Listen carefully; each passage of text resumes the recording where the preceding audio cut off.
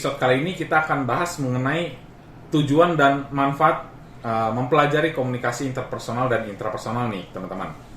Nah di intrapersonal dulu deh, kita lihat mengenai self-talk atau berbicara dengan diri sendiri. Kadang kan kita udah aktivitas seharian ya, dari pagi bangun tidur, terus kalau misalkan gue nih kerja nih, gue udah kerja dari pagi sampai sore, balik terus selesai, dan biasanya ketika udah ngelakuin semua yang udah dikerjakan, malam-malam gue self-talk. Misalnya gue ngerasa, wih hari ini gue udah ngelakuin apa aja ya, hari ini gue udah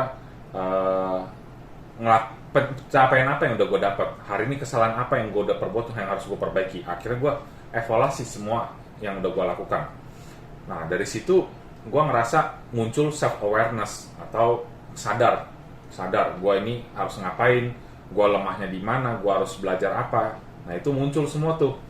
Dan juga ketika gue udah mulai nyadar, maka gue jauh lebih pede ngadepin orang. Misalnya gue ketemu orang, gue ngerasa, wah gue lebih tahu nih gue harus memposisikan diri gue di mana. Wah gue harus belajar dengan dia. Nah kira-kira kalau lu gimana nih Neh untuk ngelakuin atau lu ngelatih komunikasi intrapersonal lu? Kalau gue sih ya, gimana ya? Kalau gue sih orangnya emang lebih jujur.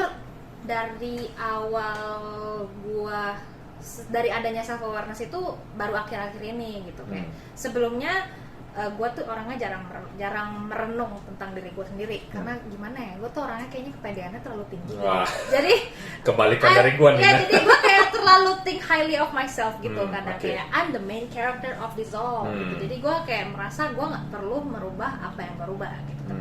Tapi semenjak corona nih, semenjak pandemi, gue jadi lebih banyak sih introspeksi diri, kayak oh gue orangnya tuh lebih begini. Jadi kayak misalkan gue orangnya kalau marah itu tuh jatuhnya ke nangis. Jadi kayak gue harus kurangin emosi gue gitu, biar gue nggak nangis gitu akhirnya gitu. Karena kan kalau nangis kan orang kan bilangnya, nggak tahu sih, nggak enak, orang lain kan yang ngelihat kan nggak enak kan kalau gue nangis. Padahal sebenarnya bentuk ekspresi emosional tuh. Iya, karena gue emang orangnya gitu, nggak bisa marah, tapi ya nangis aja gitu loh, gitu. Jadi kayak banyak yang kayak gitu. Atau misalkan hari ini kayak misalkan gue ada ngelakuin kesalahan apa, misalkan gue abis ngatain lu gitu, tapi abis itu lu cuekin gue misalkan gitu kan, gue seharian pasti bakal yang kayak, aduh gimana ya, ini Kevin gimana ya, gue salah ngomong apa ya ke dia, oh gue baru nyadar ternyata gue ngatain lu misalkan kayak gitu.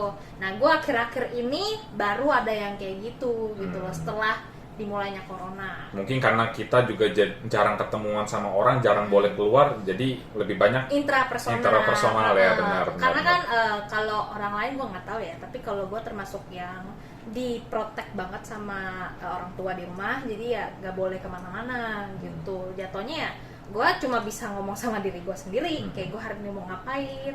Kalau nggak lama-lama kayaknya bakal pikun ya, karena kan otaknya nggak dipakai buat berpikir gitu. Benar. Udah gitu kan kesehariannya paling ya cuma masak lah, inilah bersih lipat baju ya, cuma gitu doang. Atau ya kalau ada kerjaan ya baru kerja gitu.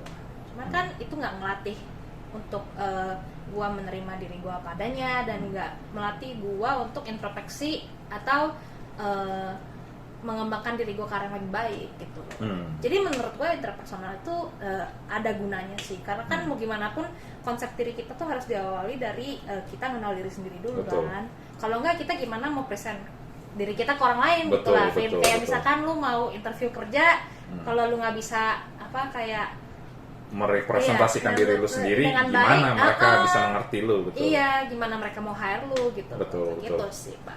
Tapi gue juga selama ini ngelatih komunikasi intrapersonal gue, salah satu benefit yang paling gue rasakan adalah produktivitas nih, Jadi dengan ketika gue udah mulai aware, gue lemahnya di mana, gue strongnya di mana, gue harus ngapain, gue harus atur waktu gue supaya bisa belajar kelemahan gue di mana, gue jadi punya perencanaan. Jadi merencanakan sesuatu itu kan kadang kalau sering baca di internet, buatlah perencanaan maka lu akan tahu permasalahan di mana.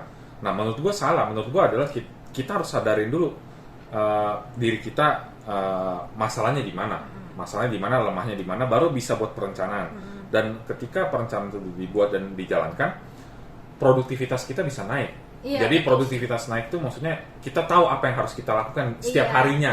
soalnya kan lu juga udah tahu kelemahan lu Benar. apa, jadi Benar. lu gunain your strength buat subsidi yang itu. Betul, betul. Dan juga ketika produktivitas naik, aktivitas yang kita jalani juga punya tujuan semua, motivasi hidup kita jauh lebih tinggi dibandingkan rata-rata orang yang nggak punya produktivitas. Karena kan lu punya harapan, lu ke Betul. depannya, ke masa depannya, ini juga ada hubungannya sama intrapersonal Betul, mungkin betul. ya. Karena kan intrapersonal itu mungkin juga banyak lu ngebayangin future lu bakal seperti apa, Benar. lu mau seperti apa. Jadi ya awalnya bibit motivasi ya dari situlah. Betul, betul. Karena kan mau gimana pun harus ada motivasi dulu baru bisa lu jalanin hidup gitu. Benar. Dan juga next mungkin kita bahas dari komunikasi interpersonalnya dulu nih. Nah, interpersonal ini kita kan berinteraksi dengan orang. Biasanya gimana sih cara kita ngelatih supaya berani ngobrol sama orang baru, atau gimana sih caranya kita mempresentasikan apa yang kita pikirkan ke banyak orang nih, Nek? Nah, kalau lu caranya gimana?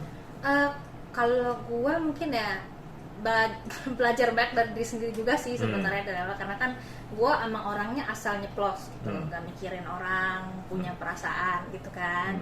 Jadi ya gue merasa ya gue sekarang tuh mungkin udah dewasa gitu ya, udah dewasa. Jadi gue harus, jadi gue merasa diri gue harus ngomong tuh hati-hati. Kayak misalkan kalau gue lihat gue nggak serak sama lu gimana, gue nggak akan ngomong kayak lu kok gini sih, gue nggak suka deh lu begini, gue nggak akan ngomong gitu. Gue cuma bakal ya mungkin gue advice ke lu gitu face to face gitu, in private mungkin gue kayak Kevin, menurut gue lu begini, kayaknya lu harus ubah diri lu begini gitu loh. Mungkin sekarang ya kayak gitu loh. Apalagi kalau mau ngomong sama orang kan ya apalagi karena pandemi juga semua orang jadi lebih sensitif ya. Betul. Karena semua orang punya masalah masing-masing. Karena banyak banget masalah yang muncul, kayak maksudnya bukan cuma kita doang, kayak semua orang pasti masalahnya di pandemi ini banyak banget gitu. Jadi ya kalau ngomong ya harus lebih hati-hati satu. Tapi kalau untuk mau ya kayak nambah teman ya gitu, ya paling cari topik yang teman itu suka, atau misalkan emang kalau mau kenalan, misalkan pengen nambah relasi atau gimana ya cari yang relasi itu suka ngomong apa gitu ya, bisa dari situ dimulai gitu. Nah, ini menarik banget nih kalau ngomongin komunikasi interpersonal. Jujur karakter gue ini sebenarnya orang yang malu kalau ngomong di depan banyak orang. Tapi gue ngerasa bahwa komunikasi interpersonal itu penting banget. Karena dengan ketika kita bisa mengkomunikasikan tujuan kita ke banyak orang, kita bisa mencapai goals kita yang lebih tinggi, dan kita bisa dapat apresiasi lah dari orang lain. Nah, salah satu waktu itu gue pernah jadi MC di pengurus VPDS. Itu pertama kali gue mempersiapkan diri gue kacau banget. Gue cuma baca dari Google, yang penting pede aja. Nah, akhirnya pada saat gue coba, kacau, berantakan. Gue nggak tahu tekniknya harus gimana, betul nggak sih?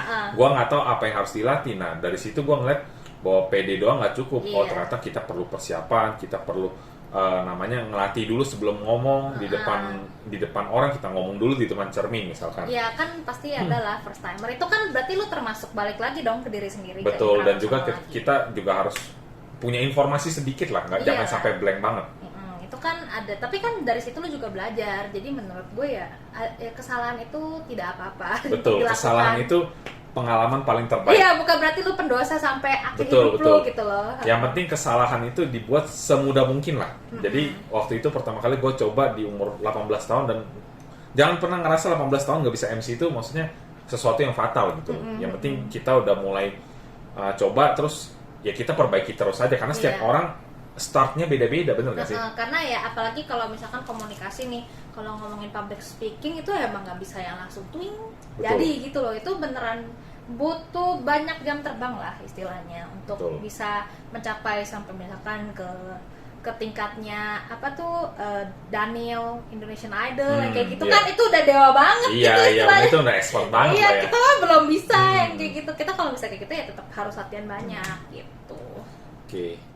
Nah, salah satu yang paling gua demen dari komunikasi interpersonal itu adalah kita bisa membuat keputusan atau mempengaruhi orang lain mengikuti keputusan kita dan juga kita belajar untuk menyelesaikan masalah yang rumit secara bareng-bareng, bener nggak sih? Bener. Jadi ada bagian yang kita nggak kuasai, orang itu kuasai.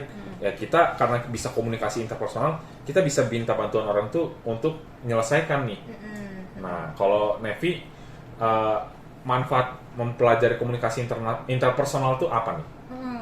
Ya menurut gua sih kalau komunikasi interpersonal tuh dalam artian dia juga sebuah komunikasi yang persuasif kan, kayak tadi gua ada ngomong gak sih, kalau komunikasi persuasif itu kan kayak membujuk orang tuh. Udah gitu kalau emang misalkan lu punya tujuan untuk mencapai sesuatu bersama-sama nih, untuk menyelesaikan masalah, kan itu emang butuh banyak orang. Kalau yang menurut lu rumit misalkan, nah ya ini agak korban K-drama, tapi dari drama yang gue nonton gitu, kayak misalkan drama dokter-dokteran nih, mereka tuh kalau mau operasi sebuah pasien kan gak mungkin satu orang gitu loh. Betul, gak mungkin solo, rame-rame. kayak misalkan harus ada susternya, harus ada dokter asisnya, harus ada dokter internnya buat yang belajar, sama pas itu tuh sebelum itu mereka juga bakal rapatin dulu solusi buat pasien ini tuh bagusnya apa gitu. Nah gunanya komunikasi interpersonal tuh di situ gitu loh, kayak saling kerjasama iya, kerjasama, jadi saling bagi pendapat, kayak misalkan kalau kita mau operasi otak ini bagusnya pakai cara ini karena dari dulu rating untuk kesembuhannya lebih tinggi, misalkan kayak gitu sih menurut gua dari situ ya nonton kayak drama, menurut gua belajar juga, karena kan kayak dari situ mereka harus rapat dulu nih karena kan itu gak main-main loh, nyawa orang loh yang dipertaruhkan gitu kan. Jadi ya menurut gua itu interpersonal itu kita semua harus belajar sih. Oke, jadi selain belajar dari real life, malah kita belajar dari nonton juga. Iya. Oke, nah teman-teman, ini kurang lebih tujuan dan manfaat mengenai komunikasi interpersonal dan juga intrapersonal nih. Nah, bagi teman-teman yang pengen topik lain, boleh info, dan juga thank you Nevinta untuk waktunya. Sampai jumpa di episode selanjutnya. Bye. Bye-bye.